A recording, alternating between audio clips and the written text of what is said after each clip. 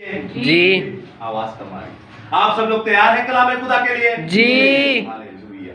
तो आसमानी नारे से शुरू करते हैं ताकि हमें ऐसा एहसास हो कि जिंदा खुदा हमारे साथ है, क्योंकि वो हर वक्त हमारे साथ होता है। लेकिन हम फिर भी जिंदा खुदा के आसमानी नारे से शुरू करेंगे, क्योंकि याद रखिएगा जब आसमानी नारा आप जिंदा खुदा का जमीन पर लगाते हैं तो जमीन पर खुदावंद की बादशाही को कायम करते हैं। Hallelujah hallelujah hallelujah hallelujah hallelujah.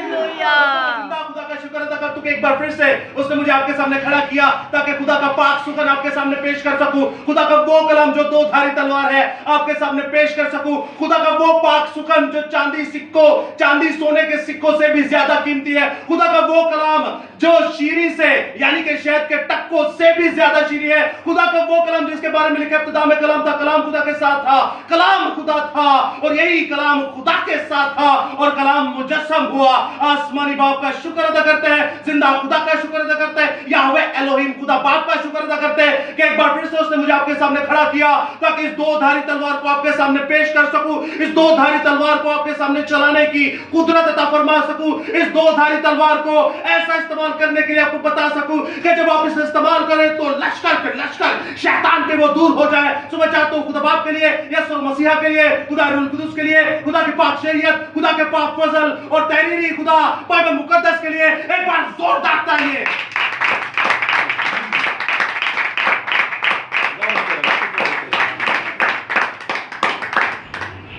अजीजों, आप लोगों को याद ही होगा आज का टॉपिक क्या है। अच्छा, लास्ट संडे का टॉपिक क्या था? सिस्टर सभा के लिए जोरदार था। शायर रबानी का लास्ट टॉपिक हम लोगों ने सीखा कि खुदावन का गोश्त खाने से क्या होता है, और इस संडे हम सीखेंगे कि खुदावन के खून के बारे में, कि लहू के बारे में खुदावन ने क्या फरमाया, और साथ में खुदावन ने चाहा तो नेक्स्ट संडे हम इशा रबानी भी रखेंगे ताकि जब ये दोनों कलाम क्लियर हो जाएंगे तो खुदावन के फजल से हम इस प्रैक्टिस को करने के फिर जायज तौर पर एक हकदार हो जाएंगे कि हाँ जी हमें इन चीजों के बारे में इल्म है। इसीलिए हम ले रहे हैं क्योंकि बाइबल मुकद्दस में लिखा है जो ऐसी बिना इल्म लिए हुए इन चीजों को इस्तेमाल करता है वो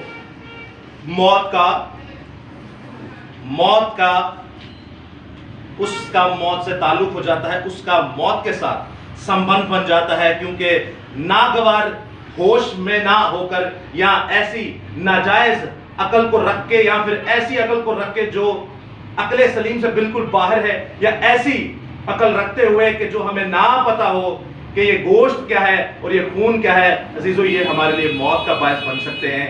तो आइए कलाम खुदा को शुरू करते हैं, और कलाम खुदा को शुरू करने से पहले मैं आपके सामने रखे देता हूं आज की मरकजी आयत, और आज की मरकजी आयत मशहूर ज़माना मुकद्दस यूहन्ना रसूल सुल्तानुल आरफीन मोहब्बत के रसूल की मार्फत लिखेगी यीशु मसीह की इंजील, यूहन्ना की मार्फत लिखी गई यीशु मसीह की इंजील, उसका 6वां बाब और उसकी 53 से 56 आयत, 53 वर्स से 57 verse, the gospel of John and chapter 6। ये लास्ट टाइम की ही मरकजी आयत है। आप सुनिएगा गौर से इस इस्तबाक में क्या मरकूम है। यीशु ने उनसे कहा, मैं तुमसे सच कहता हूं कि जब तक तुम इब्ने आदम का गोश्त ना खाओ और उसका खून ना पियो तुम में जिंदगी नहीं। जो मेरा गोश्त खाता और मेरा खून पीता है हमेशा की जिंदगी उसकी है, और मैं उसे आखिरी दिन फिर जिंदा करूंगा, क्योंकि मेरा गोश्त फिल हकीकत खाने की चीज और मेरा खून फिल हकीकत पीने की चीज है। जो मेरा गोश्त खाता और मेरा खून पीता है वो मुझ में कायम रहता है और मैं उसमें। कलाम खुदा का पढ़ा सुना समझा और कबूल किया जाना हम सबों के लिए बाइस से बरकत का सबब हो। खुदा का शुक्र हो, आमीन।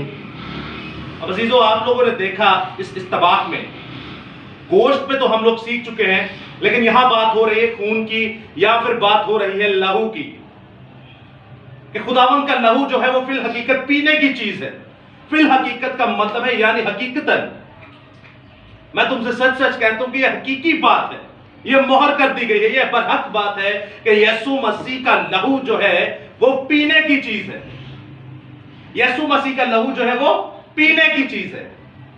तो ये सुनकर कई यीशु मसीह के जो शागिर्द थे वो पिछले पांव वापस चले गए।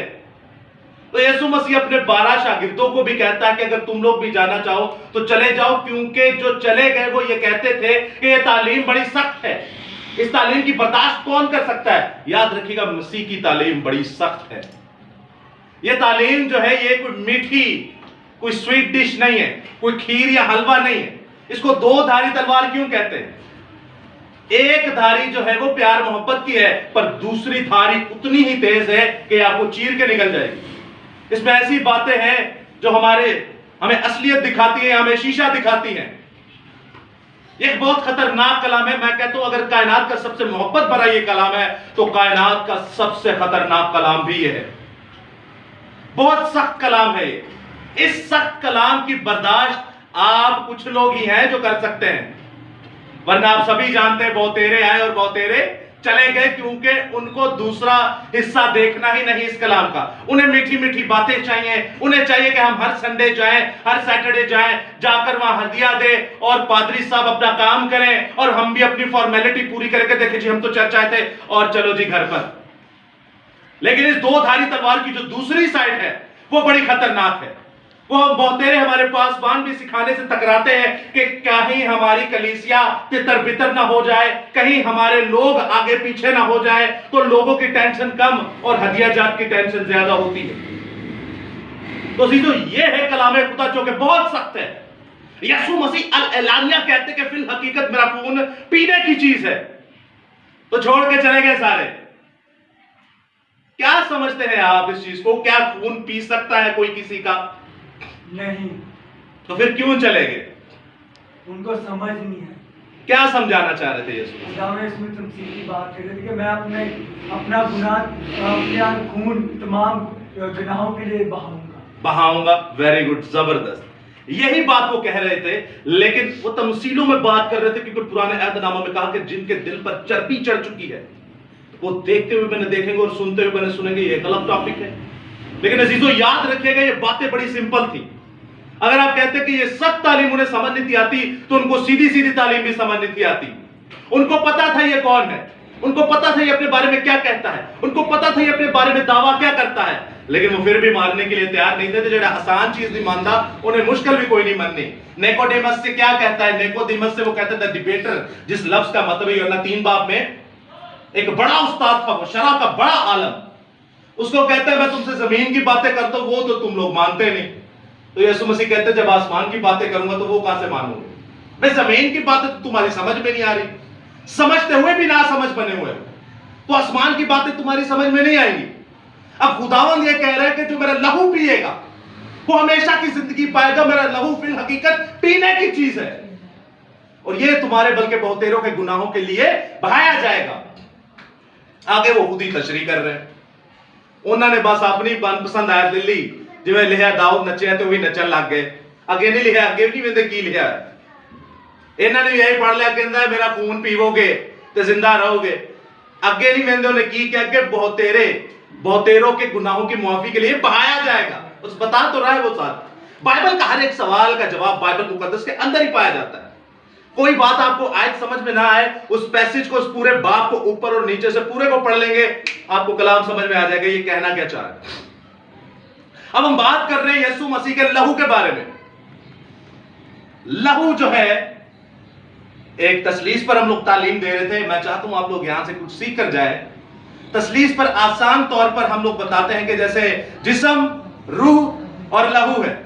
लहू जान को भी कहते हैं। वो जो शागिर्द चले गए थे उन्होंने कहा भाई देख पैदाइश में लिखा है जब हम लोगों ने जानवरों को हवानात को खाना था, बाप नूह की कश्ती के बाहर जब निकल के, क्योंकि सब्जी तो थी नहीं, नूह की कश्ती में सब बर्बाद हो चुका, तो जब जानवरों को खाना था तो खुदा ने तब कहा था कि ये हराम जानवर है, ये हलाल जानवर है और इनमें से तो इन जानवरों का खून ना पीना, क्योंकि इस खून में क्या है?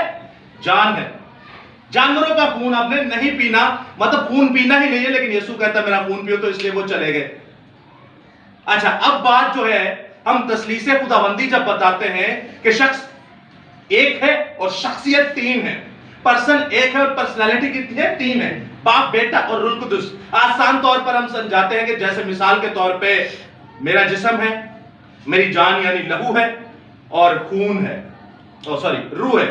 रूह, जिस्म और खून। अब आप सुनिएगा, क्या जिस्म और खून आपके पास हो और रूह ना हो तो क्या आप जिंदा रह सकते हैं? नहीं जिंदा रह सकते। अगर आपके पास खून और रूह हो तो क्या आपका जिस्म जिंदा रह सकता है? नहीं रह सकता। अगर आपके पास रूह और जिस्म हो और खून ना हो तो क्या आप जिंदा रह सकते हैं? नहीं रह सकते। लेकिन खुदा की जात ऐसी है कि वो अलग अलग काम कर सकती है। यहां पे मैं आपके सामने एक लहू के बारे में और बात करता चला जाऊं। मैंने आपके सामने आखिरी बात की कि रूह और जिस्म हो और लहू ना हो तो जिस्म मर जाता है।